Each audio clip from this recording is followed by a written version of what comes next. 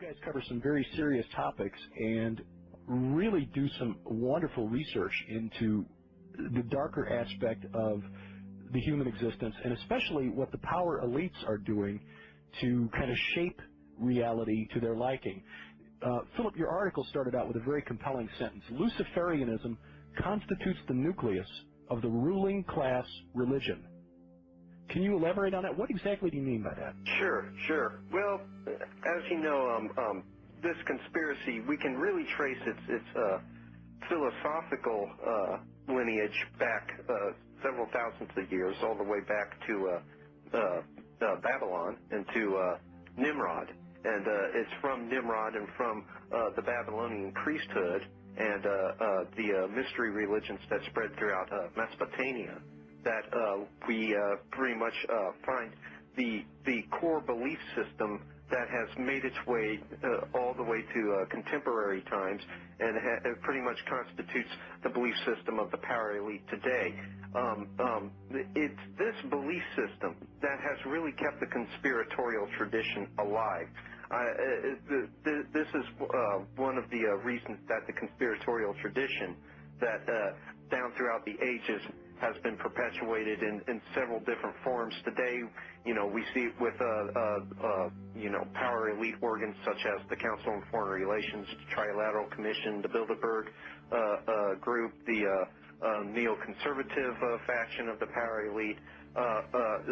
Before that, it was more of it was manifested itself in more religious forms amongst several different ecclesiastical authorities. It kind of found its way into Jesuitism. It was one of the primary moving beliefs of communism, of Nazism. But this belief system is what has kept the conspiratorial tradition alive. Nothing keeps a tradition alive quite so long and maintains its longevity quite as well as a religion.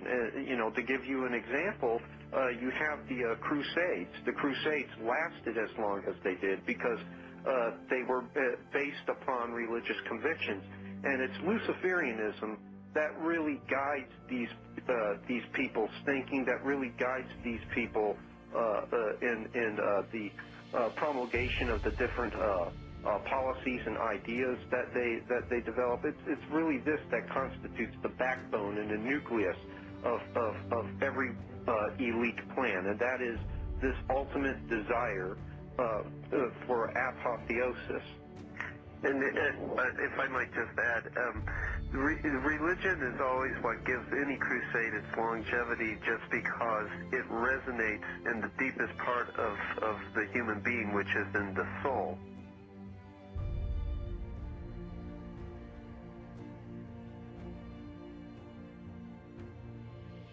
Apotheosis is becoming a god. It's basically deification, the deification of the individual. And any belief system that promotes this core doctrine of deification, of the apotheosizing of man, of man's transfiguration into the divine, any belief system is essentially at its core Luciferian. It doesn't even have to make mention of the person of Lucifer. It doesn't have to make mention of the person that is the devil. And that's what makes Luciferianism so incredibly insidious. It's like what I've mentioned to you in the past. It's kind of a self-eviscerating belief system. That is, it empties itself of all its metaphysical contents.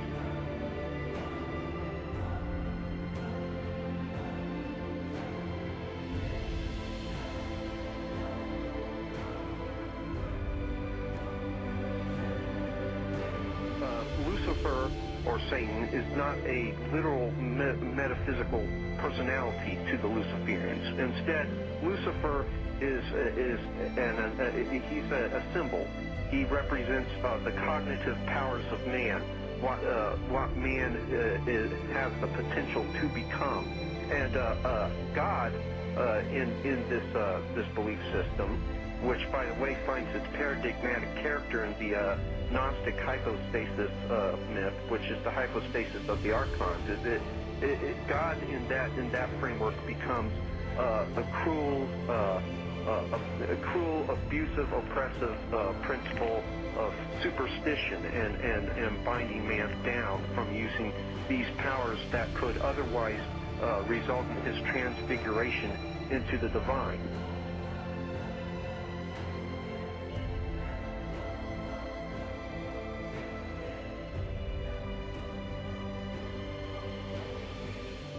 And this belief system has been disseminated on the popular level under several different appellations, such as secular humanism. Secular humanism is, in fact, luciferianism in its purest form. It relocates the ultimate moral authority within man himself, thus reiterating Protagoras' mantra that man is the measure of all things. And now that man has become the arbiter, the absolute arbiter of moral law, he thus decides good and evil for himself, is beyond good and evil, and essentially is God. And that's, of course, a slippery slope, because once you can reconceptualize good and evil according to your own self-interest and your own agendas, then pretty soon evil becomes non-existent, and whatever is most expedient for you is permissible. And that's why luciferianism is so appealing to the power elite, because the power elite, they don't want any roadblocks. They don't want any obstacles to their power.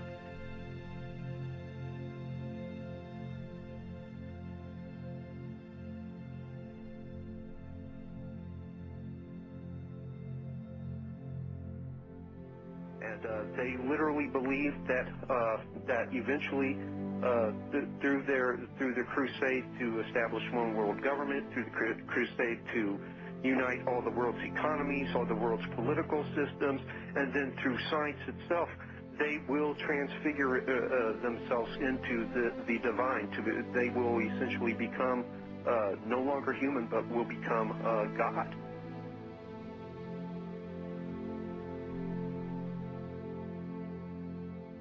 It's Freemasonry that has acted as one of the transmission belts for the belief system into this modern cultural milieu.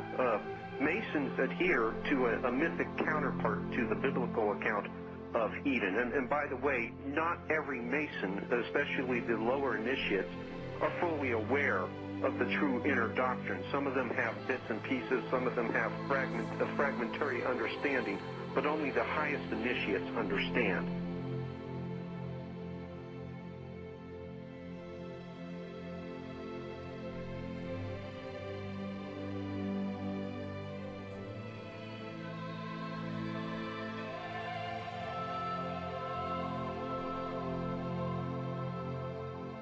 And only the highest initiates are aware of the true inner doctrine. So you have your common everyday rank and file Mason who, will run charities, will do good things for the community, and they themselves are probably very good people.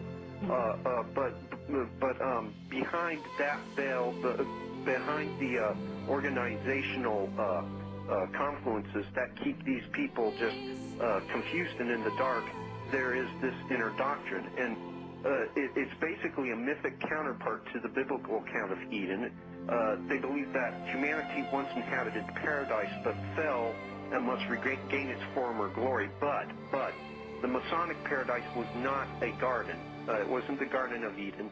It was instead a unified human consciousness called the group soul or collective soul.